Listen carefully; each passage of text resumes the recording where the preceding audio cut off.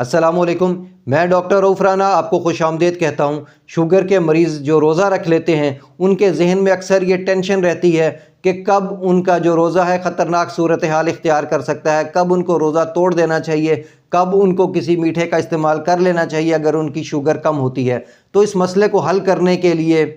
علماء کرام نے اور ڈاکٹرز نے مل کر ایک گائیڈ لائن طے کی ہیں جسے ڈار گائیڈ لائن کہتے ہیں۔ ڈائبٹیز اینڈ رمضان کی گائیڈ لائنز ہوتی ہیں۔ ان گائیڈ لائنز کے مطابق ایسے لوگ جو شوگر کے مرض کا شکار ہیں اور شوگر کی ڈائبٹیز کی ادویات استعمال کر رہے ہیں، روزے کے دوران کسی بھی موقع پر انہیں یہ علامات محسوس ہوں کہ ان کی شوگر کم ہو رہی ہے اور وہ شوگر کو چیک کریں تو ان کی شوگر 70 یا اس سے کم ہو، تو فوری طور پر ان کو اپنا روزہ توڑ دینا چاہیے، روزہ کھول لینا چاہیے۔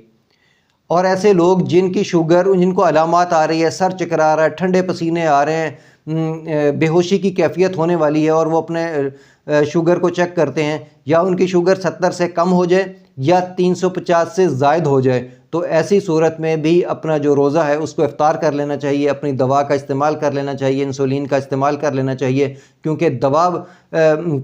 کو استعمال کی وجہ سے ہی ان کی زندگی کو جو خطرہ ہے وہ کم سے کم ہوگا، اور جان بچانا سب سے پہلے فرض ہے۔ اسی لیے علماء کرام نے اور ڈاکٹر نے مل کر یہ گائیڈ لائنز طے کی ہیں۔ ہاں، ایسے لوگ جن کی شوگر تو کم ہے لیکن ان کو کسی قسم کی علامات ظاہر نہیں ہو رہی، ان کو اپنا روزہ کنٹینیو کرنا چاہیے تا وقتے کہ مغرب کا وقت ہو جائے اور وہ اپنا روزہ افطار کرنے کے بعد دوا لے سکیں۔